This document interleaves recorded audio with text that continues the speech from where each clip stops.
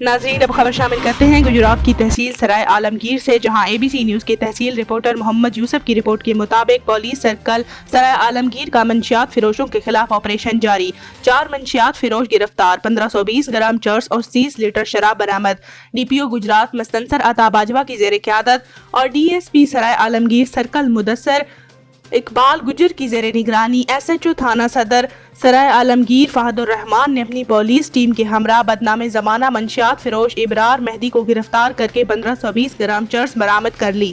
جبکہ S H O تھانہ city سرائے عالمگیر محمد اختر گجر نے اپنی ٹیم کے ہمراہ 3 منشیات فروشوں اللہ رکھا